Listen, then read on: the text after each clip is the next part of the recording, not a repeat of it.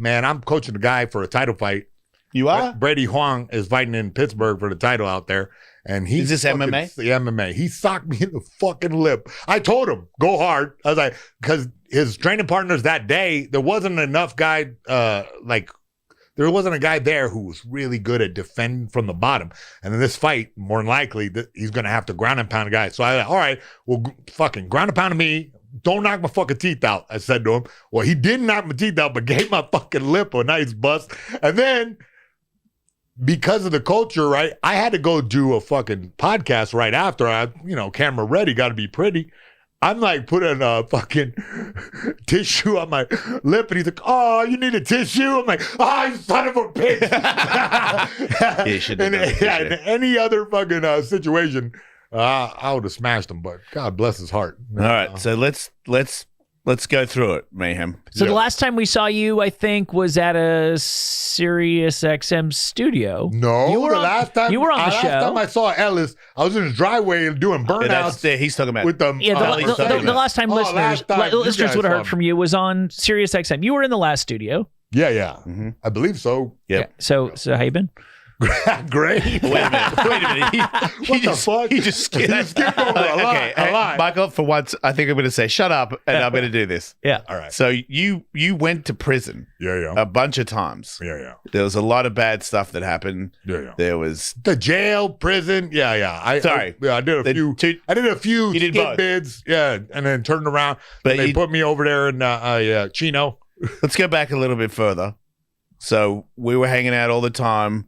Bully Beatdown got real big. Yeah. You started acting differently. Yeah. And I talked to you a couple times. One time at Voter Spa where I was like, hey, man, like, what's really going on?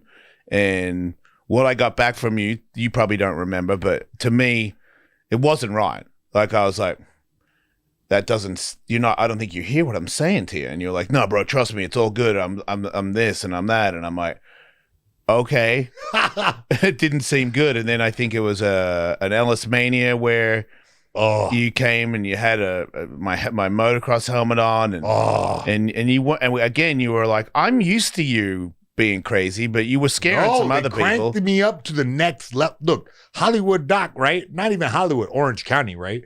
They said, you got ADD. Yeah. Take this pill.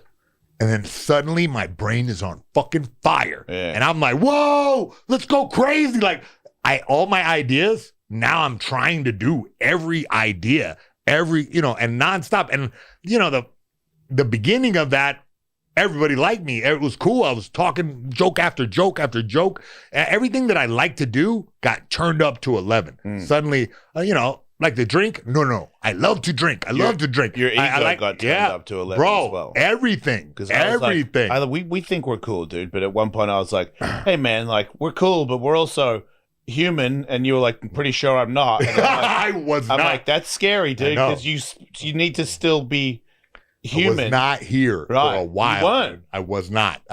I remember a foggy haze of you talking to me and me spouting back like six paragraphs of answers that came out of my chat GPT. I tried. Yeah, I know. Everybody tried. Yeah. But when someone's turned up to that level, and not only that, has the,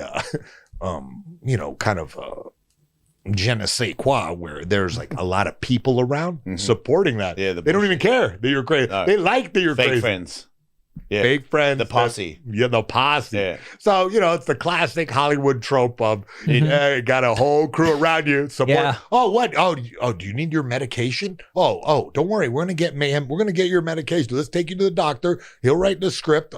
So now you have like a constant feedback loop of, yeah. And you get psycho, you get busted, you go to jail, you bail out. Everyone's there waiting for you. Mayhem's back. Yay. Yeah. It's like, Jesus. And then you have the girls that are just constantly in that, and it's a recipe for disaster. I blame Shonen. Baked.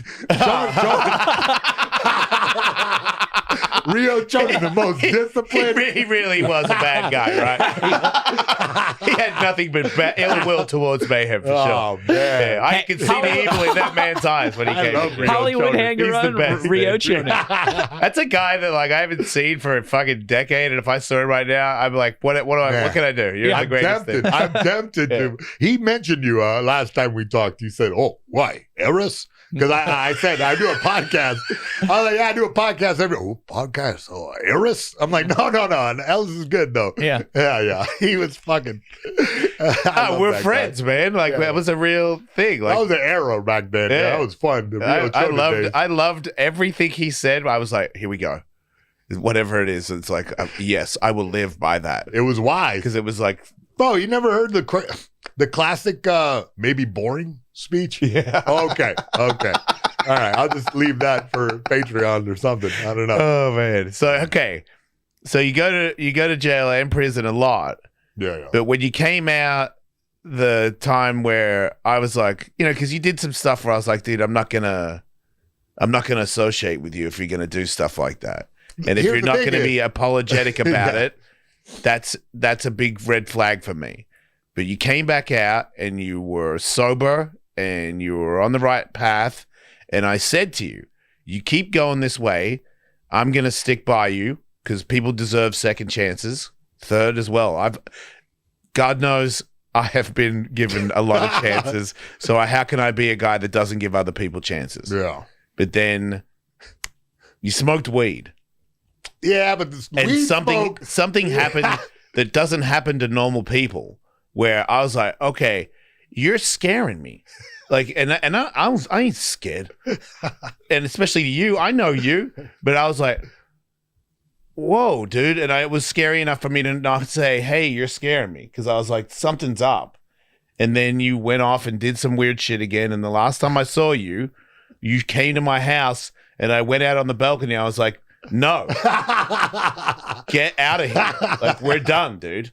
And then you disappeared. Oh. And then I think you went to jail again, right? Yeah, I went to jail, went to prison. Like, look, I was, again, you like leave that Hollywood-ish kind of behind, but then somehow it finds you again. I would commiserate with the lady, and that lady would have those pills. And that lady would give me those pills. Like, oh, here, take one of these. And then, and I just fell into it. Right. I like went, but that's okay. How a lot of people get into drugs. Like, I know. Prescription drugs turn into, well, if you can't give me any more, then I'll get something else. Man, it does it. Yeah, so it's a nightmare. You've obviously, I've been watching, dude, like, and I'm like, slowly but surely, I'm like, you keep going, I'm going to reach out because it looks good. But to me, like, I'm sober, I got my shit together, but I only got my shit together because I hit rock bottom. Everybody left me, the people that I care about, and then I was stuck with the posse, where I was like, none of these people care about me. I lost even my posse, bro. I was so like, okay. So there you go. Yeah, at one point I was like, man, these people were never my friends. They left me, and then I look back and I fixed myself, worked on myself, and I was like, well, they just couldn't tolerate my bullshit anymore. Even the fake friends left. Yeah. That's how annoying it was. That's how bad it is.